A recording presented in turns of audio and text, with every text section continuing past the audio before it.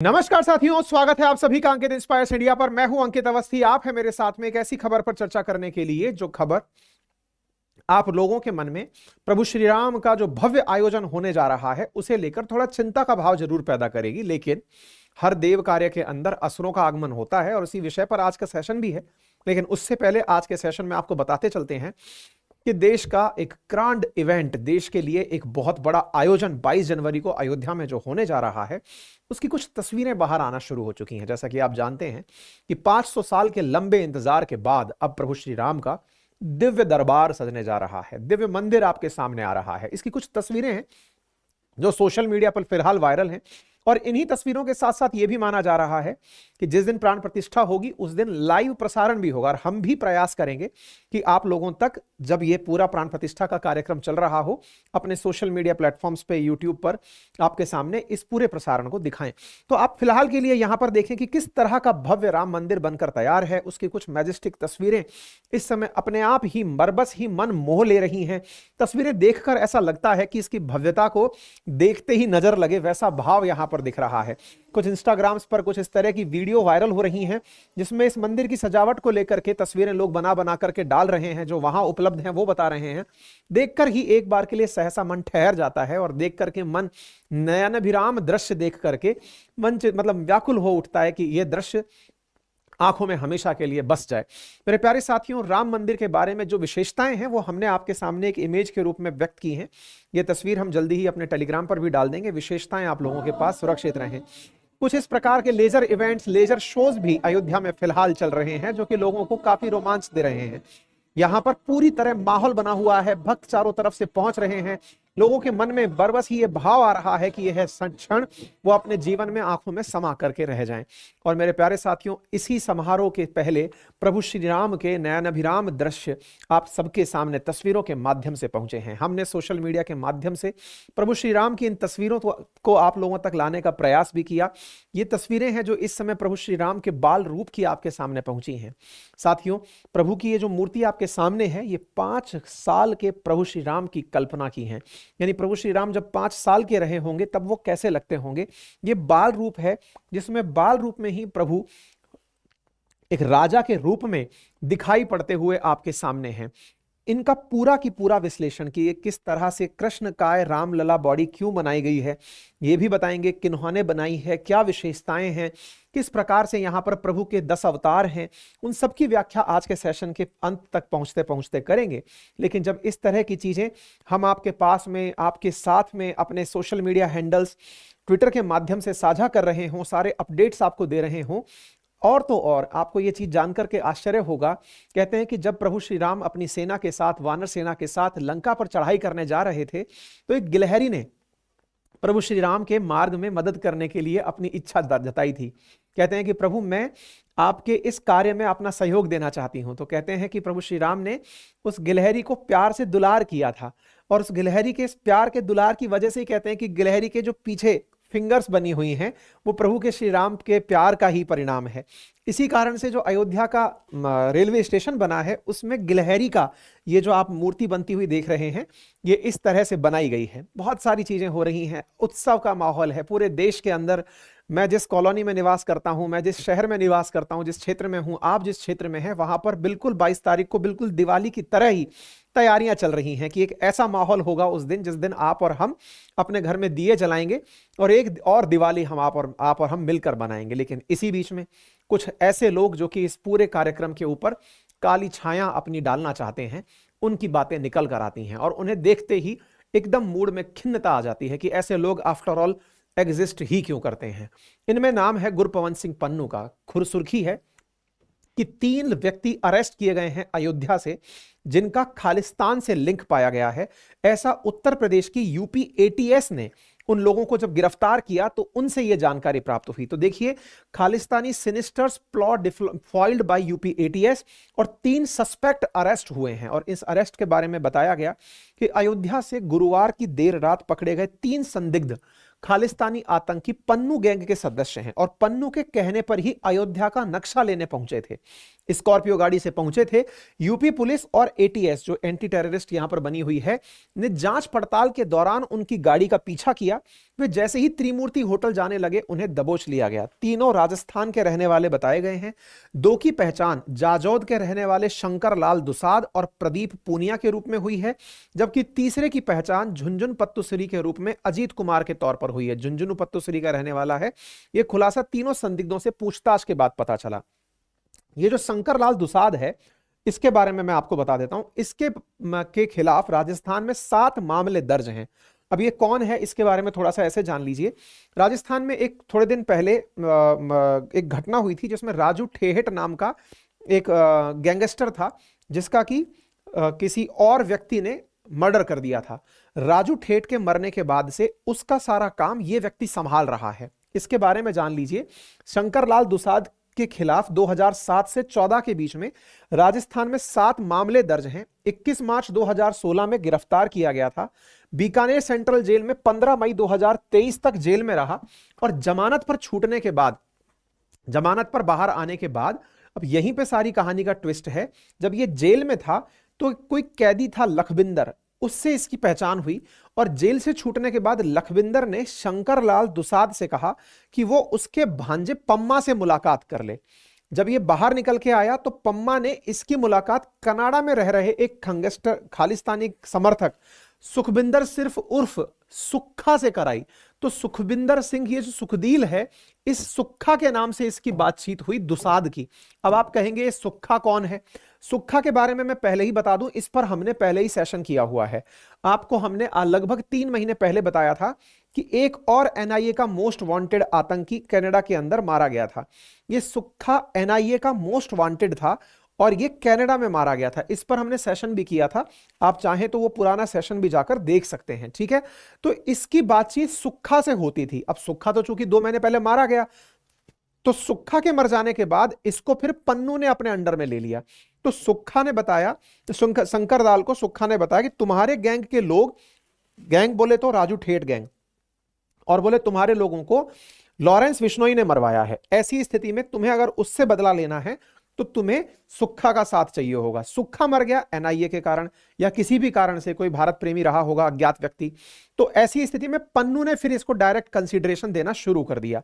तो फिर पन्नू से ये जो है ना शंकर लाल दुसाद, ये लगातार उसके संपर्क में बना हुआ था और ऐसी स्थिति में पन्नू ने ही इससे कहा कि तुम जाकर अयोध्या जाओ, वहां का सारा नक्शा और मैप बनाकर लेकर आओ और ऐसी स्थिति में तुम्हें अयोध्या में ही और जो आवश्यकता होंगी वो पहुंचा दी जाएंगी।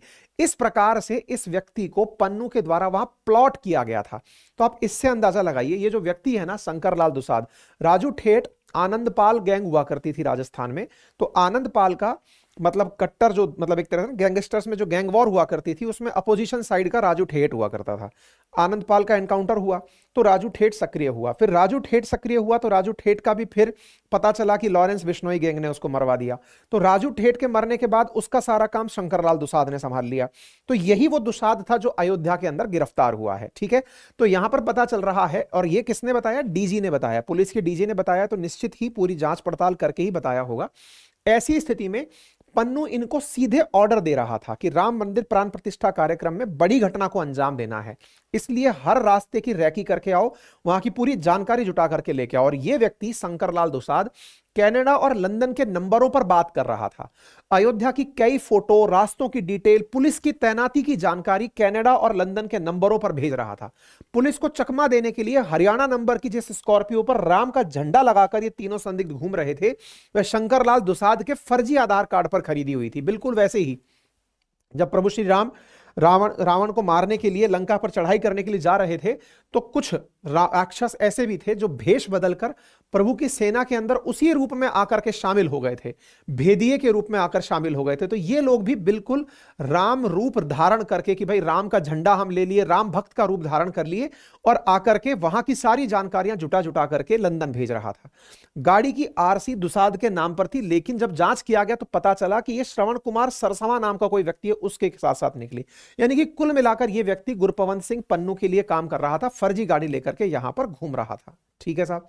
अब जब इस प्रकार की मतलब अपराधियों के द्वारा, अब ये तो एक अपराधी पकड़ में आया है, इतनी बड़ी संख्या में आप एक तरह से विचार कीजिए कि देश के जबरदस्त हाई प्रोफाइल लोग एक ही स्थान पर होने वाले हैं। ना केवल प्रधानमंत्री, बल्कि सिने जगत की जितनी भी बड़ी हस्तियां हैं, व्यापार जगत की जितनी भी बड़ी हस्तियां हैं, राजनीति की जितनी बड़ी हस्तियां हैं, या फिर धर्मों की मान्यताओं की जितनी बड़ी हस्तियां हैं, वो सब 22 तारीख के दिन अयोध्या होने वाली हैं। और ऐसी स्थिति में अयोध्या में किसी भी प्रकार की अप्रिय घटना इस रंग में भंग डालने का काम कर सकती है। ऐसी स्थिति में फिर तैयारियां कैसी हैं? तो राम मंदिर इनॉग्रेशन से पहले 3 स्तरीय सिक्योरिटी डिप्लॉय की गई है ताकि अयोध्या टेंपल को सिक्योर किया जा सके। 100 चार्टर प्लेन अपने आने की तैयारी कर रहे हैं, यानी इतने बड़े वीआईपी लोग आएंगे कि उन सबके अपने अपने विमान आएंगे। अयोध्या का जो वाल्मीकि एयरपोर्ट बना है उस पर 100 एयर फ्लाइट्स को खड़ा करने की जगह नहीं है। तो फ्लाइट्स को खड़ा करने की जगह नहीं है, प्रधानमंत्री का खुद का इंडिया 1 जो विमान है वो आकर यहां लैंड होगा। ऐसी स्थिति में जितने भी वीआईपीज आएंगे उन्हें तुरंत लैंड करा करके उनके फ्लाइट्स को 5 राज्यों के अंदर पार्क करने के लिए भेज दिया जाएगा। यानी अयोध्या में लैंड किया, उतर के दूसरे राज्यों के अंदर पार्किंग करने के लिए भेज दिया। जैसे अमिताभ बच्चन का उत्तर प्रदेश के कानपुर के चकेरी एयरपोर्ट पर जाकर भेज दिया। कई और वीआईपी, लगभग 100 से अधिक वीआईपीओं का एयरपोर्ट लखनऊ कर दिया कि आपकी फ्लाइट वहीं पार्क होंगी, उतरने नहीं दिया जाएगा। आप इससे अंदाजा लगाइए, यानी कि ड्रॉप करिए और मूव कर जाइए, फ्लाइट को वहां पर रोका नहीं जाएगा क्योंकि बहुत सेंसिटिव एरिया है। तो अयोध्या के एयरपोर्ट पर आप इससे अंदाजा लगाइए कि कितनी बड़ी बड़ी मतलब हस्तियां यहां आने वाली हैं। तो 22 जनवरी को रामलला मंदिर में जब प्रभु विराजेंगे तो 900 वीआईपी और 60 वीवीआईपी यहां शामिल होने वाले हैं। और वीवीआईपी के 60 चार्टर नए एयरपोर्ट पर ही लैंड होंगे, लेकिन खड़े नहीं हो सकते। ऐसी स्थिति में उन्हें वहां से उड़ा करके लगभग 1000 किलोमीटर की अयोध्या से दूरी के अंदर दूसरे एयरपोर्ट्स पर पार्क कर दिया जाएगा। अयोध्या के एयरपोर्ट पर उतरेंगे तो सही, लेकिन खड़े नहीं रहेंगे। अयोध्या के एयरपोर्ट पर केवल 8 प्लेन की ही पार्किंग हो सकती है। ऐसी स्थिति में हवाई जहाजों को 5 राज्यों के 12 एयरपोर्ट्स की पार्किंग्स को रिजर्व करके रख दिया गया, जिसमें उत्तर प्रदेश, बिहार, झारखंड, मध्य प्रदेश, उत्तराखंड, इन सब जगह आसपास की पार्किंग्स लगभग 1000 किलोमीटर की, वहां पर फ्लाइट्स को पार्क किया जाएगा। आप इससे अंदाजा लगाइए। सुपरस्टार अमिताभ बच्चन, साउथ फिल्मों के सुपरस्टार पवन कल्याण का चार्टर प्लेन कानपुर के चकेरी एयरपोर्ट पर पार्क होगा। केंद्रीय उड्डयन विभाग ने एयरपोर्ट पार्किंग को लेकर सभी राज्यों को संदेश भेजा है। वीवीआईपी कैटेगरी में अंबानी, अडानी, अमिताभ बच्चन, विराट कोहली, अनुष्का शर्मा, शाहरुख खान, आलिया भट्ट, अल्लू अर्जुन, रतन टाटा, वीरेंद्र सहवाग को रखा गया। ये जानने के लिए इस तरह से आप समझिए कि जब इतने बड़े सेलिब्रिटीज, इतने बड़े देश के नामी गिनामी इन्फ्लुएंशियल लोग उपस्थित होंगे तो उस जगह पर किस लेवल की सिक्योरिटी चाहिए, क्योंकि एक भी सिक्योरिटी में चूक देश के लिए बहुत भारी नुकसान पैदा कर सकती है। ऐसी स्थिति में लखनऊ एयरपोर्ट पर कोहरे के दौरान भी लैंडिंग की सुविधा की गई है कि वहां पर लैंडिंग आसानी से हो सके। वीवीआईपी जिनको 22 जनवरी के दिन प्राण प्रतिष्ठा के बाद निकलना है, उनके विमान को लखनऊ में ही पार्क करा दिया गया है। 900 वीआईपी के लिए ग्रीन कॉरिडोर बनाया गया है। लखनऊ एयरपोर्ट पर उतर के 135 किलोमीटर दूर अयोध्या है, तो बिना रुके लखनऊ एयरपोर्ट से अयोध्या तक बीच में कहीं पर भी जाम ना लगे, इसलिए ग्रीन कॉरिडोर बनाया गया है वीआईपीओ के लिए, ताकि उनके सम्मान में पुष्प वर्षा हो और बेरोक-टोक तरीके से उनकी गाड़ियां आ जा सके। इस प्रकार से ग्रीन कॉरिडोर की व्यवस्था की गई है सीधा अयोध्या ले जाने के लिए। साथ ही साथ उनकी गाड़ियां ट्रैफिक में ना फंसे, इसके लिए स्पेशल रूट तैयार किया गया है। तो अयोध्या के राम मंदिर तक उन्हें पहुंचाने का प्लान किया गया है। साथ ही साथ प्रधानमंत्री नरेंद्र मोदी का विमान भी अयोध्या एयरपोर्ट पर उतरेगा और साथ ही साथ प्रधानमंत्री के लिए ऑप्शनल 3 हेलीपैड भी तैयार किए गए हैं ताकि वहां पर प्रॉपर तरीके से व्यवस्थाएं हो सकें। जो विजिटर्स आएंगे उनको घुमाने के लिए प्रॉपर तरीके से गाइड्स को ट्रेनिंग दी गई है। 14 भाषाओं के पर्यटकों से बात करने के लिए 135 गाइड तैयार किए गए हैं ताकि वो प्रॉपर तरीके से लोगों को घुमा फिरा सकें। 3 लेयर की सिक्योरिटी डिप्लॉय की गई है अयोध्या टेंपल की, जिसमें यूपी एंटी टेररिस्ट स्क्वाड भी डिप्लॉय की गई है यहां पर पूरी तरह प्राण प्रतिष्ठा के दौरान चाक चौबंद सुरक्षा उपलब्ध कराने के लिए। स्वास्थ्य विभाग की मोबाइल टीमें मुस्तैद रहेंगी, 257 मजिस्ट्रेट तैनात रहेंगे। बाकायदा यहां पर पूरी तरह से सिक्योरिटी प्रशासन के साथ मिलकर के चलेगी, जिसमें कि यूपी की स्पेशल सिक्योरिटी फोर्स, जिसे एसएसएफ कहा गया है, जिसे एनएसजी ने खुद ने अपने स्तर पर ट्रेनिंग दी है, नेशनल सिक्योरिटी गार्ड्स जिन्होंने ट्रेनिंग दी है, सीआरपीएफ जो कि राम जन्मभूमि का लंबे समय से सुरक्षा कर रही है वो, और साथ ही साथ प्रादेशिक आर्म्ड ये कांस्टेबलरी जिसे पीएसी कहा जाता है, ये तीनों लोग मिलकर के उस क्षेत्र की पूरी तरह सुरक्षा सुनिश्चित करेंगे। यहां पर 100 एसएसएफ कमांडोज जो कि एनएसजी के द्वारा ट्रेंड किए गए हैं, वो इस पूरी राम मंदिर की सुरक्षा को चाक चौबंद तरीके से अप्लाई करेंगे, सुरक्षित करेंगे। साथ ही साथ आप देख सकते हैं किस प्रकार से सिक्योरिटी फोर्सेस को यहां पर वाहनों के साथ तैनात कर दिया गया है, पूरी तरह से तैयारी की गई है।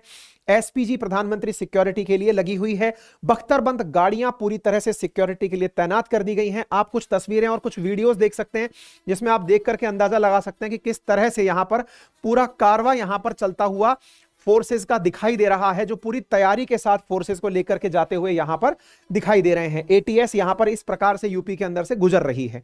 साथ ही साथ यहां पर कई और जगह से भी लगभग 10,000 से अधिक पुलिस के जवानों को बुलाया गया है। इतना ही नहीं, 100 से अधिक DSP, 325 inspector, 800 sub inspector VIP सुरक्षा के लिए रहेंगे। साथ ही साथ 3 डीआईजी, 17 एसपी, 40 एएसपी, 82 डीएसपी और 90 निरीक्षक यहां पर शामिल होने वाले हैं। आप इससे अंदाजा लगा सकते हैं कि अर्धसैनिक बलों की 4 कंपनी, 2 कंपनी एसएसबी की, 1 कंपनी आईटीबीपी की, 26 कंपनियां पीएसी के जवानों की यहां तैनात रहने वाली हैं। यानी सिक्योरिटी के नाम पर यहां बड़ी संख्या में मतलब सिक्योरिटी फोर्सेस को तैनात किया गया है। इतना ही नहीं, स्नाइपर्स को दूर तक तैनात किया गया है। 300 पुलिसकर्मी, 47 फायर सर्विसेज, 40 रेडियो पुलिस के जवान, 37 लोकल इंटेलिजेंस, 2 बम डिटेक्शन स्क्वाड की टीमें, 2 एंटी सबोटाज स्क्वाड की टीमें। इतना ही नहीं, सरयू नदी के तट पर बसा हुआ है अयोध्या, तो सरयू नदी के अंदर भी जल सेना तैनात की गई है, जो पानी के अंदर तैनात रहेगी। कहीं कोई अप्रिय घटना पानी के भीतर घुसकर कोई ना कर दे, उसके लिए भी पूरी तरह से तैयार की गई है। ठीक है ना। साथ ही साथ एक चीज जो आप सबको ध्यान से समझनी है, और वो ये है कि आप ऐसी कोई भी सूचना 22 तारीख के दिन अपने स्तर पर सोशल मीडिया के माध्यम से या किसी भी माध्यम से प्रसारित ना करें या उसे ना फैलाएं जिससे कम्युनल हार्मोनी खराब हो जाए। सरकार ने आज ही इसके लिए स्पेशल गाइडलाइंस जारी की हैं। आप एक देश के समझदार नागरिक हैं, मतलब बहुत ही भव्य अवसर पर इतनी अच्छा आज जो अपने काम होने देश में जा रहा है, ऐसे अवसर पर आप सभी ये सुनिश्चित करें कि कोई भी ऐसी घटना, अप्रिय घटना ना हो जो इस काम को कलंकित कर दे। इसके लिए आवश्यक है कि कोई भी कम्युनल वायलेंस का मैसेज या कोई भी ऐसा संदेश जिससे कि सांप्रदायिक सौहार्द बिगड़े, आप सर्कुलेट ना करें। इसके लिए बकायदा सरकार के द्वारा एडवाइजरी जारी की गई है, सभी के लिए एडवाइजरी जारी की गई है, मीडिया के लिए भी, प्रेस मीडिया के लिए भी, डिजिटल मीडिया के लिए भी, सोशल मीडिया के लिए भी। और मेरी आप सबसे भी गुजारिश है, बिकॉज इस तरह के मैसेज में आप लोग भी भागीदार होते हैं, कुछ इस तरह के मैसेज आप तक पहुंचते हैं तो आप सर्कुलेट करते हैं, तो आप धैर्य के साथ इस राम काज को करने दें और होने दें, और कहें कि राम काज कीने बिन मोहे कहां विश्राम। और उस स्थिति में बस इस आनंद के क्षणों का आप पूरी तरह से इंतजार करें और पूरी तैयारी करें। जिस तरह से आप दिवाली सेलिब्रेट करते हैं, कुछ उस तरह से दिवाली सेलिब्रेट करें। तो उम्मीद है कि आप लोगों का यह अवसर आने वाले समय में लोगों के लिए इतिहास होगा। आप उसको जीवंत अपनी आंखों से होते हुए देख रहे हैं। ना जाने कितनी ही पीढ़ियां इस इंतजार में बीत गई कि एक दिन रामलला अपने भव्य मंदिर में विराजमान होंगे।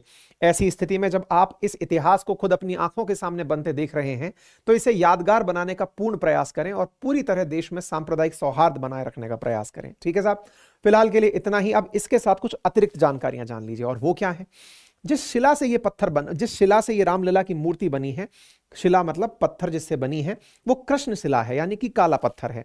इसमें प्रभु के 10 अवतारों का जिक्र किया गया, जिसमें मत्स्य, कूर्म, वराह, नरसिंह, वामन, परशुराम, राम, कृष्ण, बुद्ध और कल की अवतार हैं। वहीं दूसरी ओर हनुमान और गरुड़ भी यहां पर भगवान के साथ लगाए गए हैं। यह जो मूर्ति है ये ऊंचाई में 4.24 फीट ऊंची है, 3 फीट चौड़ी है और 200 किलोग्राम वजन की है। यह मूर्ति बनाने वाले जो ये मूर्तिकार हैं, इन्होंने ही शंकराचार्य की मूर्ति और सुभाष चंद्र बोस की मूर्ति बनाई थी। सुभाष चंद्र बोस की वही मूर्ति जो इंडिया गेट पर लगी हुई है, वो इन्हीं मूर्तिकार ने बनाई थी। आपको याद होना चाहिए, अरुण जिन्होंने ये मूर्ति बनाई है, इन्होंने अपने पूरे परिवार से यह अनुभव प्राप्त किया है, क्योंकि इनका परिवार पूरी तरह से इसी कार्य में लीन रहा है और इन्होंने इस पूरी मूर्ति को बनाया है। और अरुण योगीराज मैसूर के रहने वाले भारतीय मूर्तिकार हैं। इनकी 5 पीढ़ियां मूर्ति बनाने में गई हैं, और उनकी ये मूर्ति बनाने की जो अद्भुत कला है, यह प्रधानमंत्री को जब इन्होंने सुभाष चंद्र बोस की प्रतिमा बनाई थी तब नजर में आई थी। तो इनकी मूर्ति कई और मूर्तिकारों के साथ साथ पसंद की गई और उस तरह से बनकर ये पब्लिक में आई है। यहां पर सबसे इंटरेस्टिंग बात ये जान लीजिए, संभवतः आप में से बहुत से लोग इस बात को ना रिकॉग्नाइज कर पाए कि प्रभु की जो यहां पर मूर्ति आप देख रहे हैं, ये 5 साल के बाल स्वरूप की मूर्ति है, जब प्रभु 5 साल के थे। इसका मतलब यह हुआ कि 5 साल के समय प्रभु जिस तरह के होंगे, ये कल्पना योगीराज को अपने मन में करनी थी। उन्हें यह विचार करना था कि बचपन में भगवान कैसे दिखते होंगे, नंबर एक। नंबर दूसरा, बचपन में जिस तरह के वो दिखते होंगे उसी रूप में अगर वो राजा बनेंगे तो वो कैसे लगेंगे, इसकी भी कल्पना इनको अपनी मूर्ति पर उकेरनी थी। तो इस तरह से इन्होंने अपने द्वारा रामलला विराजमान की यह प्रतिमा बनाई है। साथियों, यहां पर 3 शिल्पकारों का चयन हुआ, गणेश भट्ट और सत्यनारायण पांडे। इन तीनों की मूर्ति फाइनल स्टेज तक गई, लेकिन अरुण योगीराज की मूर्ति यहां पर सेलेक्ट की गई थी। ठीक है, इसके लिए बताया गया है कि अरुण योगीराज ने अपने स्तर पर भगवान का वो रूप देने के लिए बहुत सारे बच्चों के चेहरे ऑब्जर्व किए। इतना ही नहीं, उन्होंने अपने बच्ची को स्कूल के समर कैंप्स में इसलिए भेजा ताकि जब वो उन्हें वहां छोड़ने जाए तो वो खुद भी वहां रुकें और बच्चों को ऑब्जर्व करें कि बच्चे कैसे दिखेंगे, उनके भाव कैसे होंगे, राजा कैसे हो सकते होंगे, एक प्रभावशाली व्यक्तित्व कैसे होता होगा। इस काम के लिए उन्होंने लगभग 15 से 18 घंटे लगातार कई दिनों तक कार्य किया है। कहा है कि ये मूर्ति बनाते बनाते इनका वजन 10 किलो कम हुआ, ऐसा इनके परिवारजनों ने बताया है। यानी कि इतना डेडिकेशन के साथ इन्होंने इस कार्य को अंजाम दिया है। रामलला की फिलहाल जो मूर्ति है, इसमें कृष्ण शिला का उपयोग किया गया है। यह पत्थर जमीन के अंदर 50 से 60 फीट गहराई के अंदर मिलता है। यह पानी, आग और धूल का असर इस पत्थर पर नहीं होता, लोहे से भी ज्यादा मजबूत इस पत्थर को माना जाता है। यह पत्थर जिस शिला से यह मूर्ति बनी है, यह बहुत चिकना होता है। इस पर हाथ से नक्काशी की जा सकती है। कर्नाटक का बेल्लूर, हलेबिदु और सोमनाथ मंदिर की मूर्तियां भी इसी कृष्ण शिला से बनी हुई हैं। यह कृष्ण शिला असल में बालापाड़ा कल्लू या सोप स्टोन के नाम से जानी जाती है और यह मैसूर के एचडी कोटे एरिया के अंदर पाई जाती है। ठीक है, इसी के साथ साथ एक और जानकारी जो आपको देनी होगी वो ये है कि भगवान श्री राम केवल इंडिया में ही नहीं, श्री राम लाओस में भी पूजनीय हैं। भगवान श्री राम की पूजा लाओस के साथ साथ थाईलैंड में, फिलीपींस में, बर्मा में, कंबोडिया के अंदर, जापान के अंदर, वियतनाम के अंदर और इंडोनेशिया के अंदर भी की जाती है। अलग अलग रूप में उन्हें पूजा जाता है। ये तमाम जानकारियां, जिन रूप में भी प्रभु को पूजा जाता है, वो जानकारियां आपके साथ कुछ ही क्षणों में इस पूरे कंटेंट के साथ टेलीग्राम, जिस पे मेरा चैनल है अंकित कुमार अवस्थी, वेरीफाइड अकाउंट है, वहां पर शेयर कर दी जाएंगी, या GK by Ankit Awasthi sir के नाम से, वहां पर भी आपको ये जानकारियां प्राप्त हो जाएंगी। फिलहाल के लिए इतना ही। बाकी आप इस विषय पर क्या सोचते हैं जरूर कमेंट बॉक्स में बताएं और इस पूरे अवसर पर प्रयास करें कि आप भक्ति के माहौल में रहें और किसी को आपकी भक्ति से किसी प्रकार का दुख या फिर किसी प्रकार की पीड़ा या वेदना ना पहुंचे। फिलहाल के लिए इतना ही। अपना ख्याल रखें, बड़ों का सम्मान करें, छोटों को प्यार दें, अपना व्यक्तित्व इस प्रकार से विकसित करें कि महिलाएं आपके साथ सुरक्षित महसूस करें। चैनल सब्सक्राइब नहीं किया है तो सब्सक्राइब कर लें और एक जरूरी सूचना जाते जाते सुन जाएं, और वो ये है कि आज और कल 2 ही दिन आखिरी हैं जब मेरा रुद्र जीएस फाउंडेशन में एडमिशन ओपन है।